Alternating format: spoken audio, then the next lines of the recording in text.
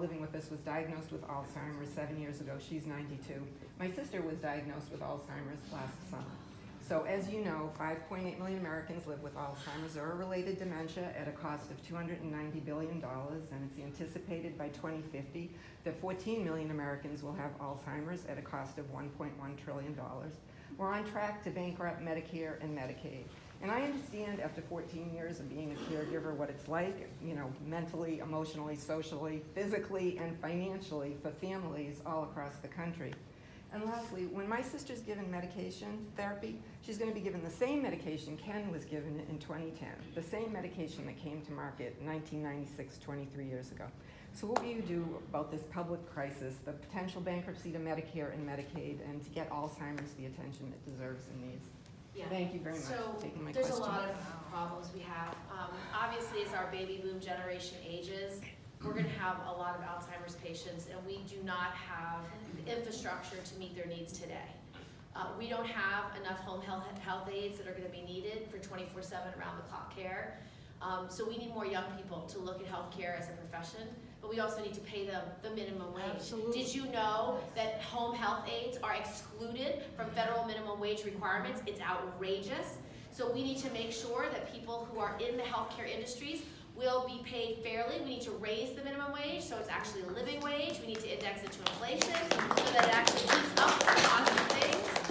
And so that's one problem. Problem two, the drug companies. So you're concerned that you're taking the same medication that hasn't been brought to market. We have to be willing to take on the drug companies. There is such a need in this country for access to medicine that's affordable. The fact, again, back to the greed and corruption in Washington, the fact that when Medicare Part D was passed, in the dead of night, written by somebody who is influenced by a lobbyist, wrote in legislation that Medicare couldn't buy in bulk to get the cheapest prices for the drugs our seniors need. That's corruption. That's corruption. And so we need to make sure that Medicare can buy in bulk, get the cheapest prices possible for people who live in New Hampshire and New York. If the medicine is cheaper in Canada, we should have the right to go and buy that medicine in Canada. It's outrageous.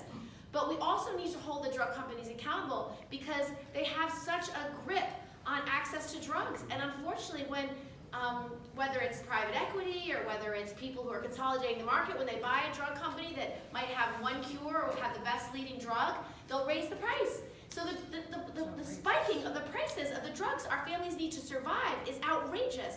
So I have a bill to end price gouging for drugs, which has to happen.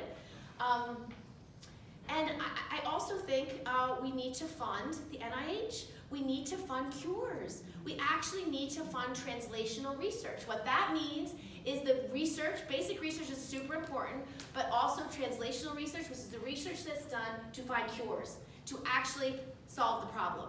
So we need to fund the NIH. And I haven't seen exactly how much President Trump cut the NIH budget, but I promise you he did.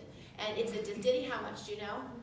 I'm sure somebody here knows. But the fact that he is cutting our budget to the NIH means we will not find the cure for your family members.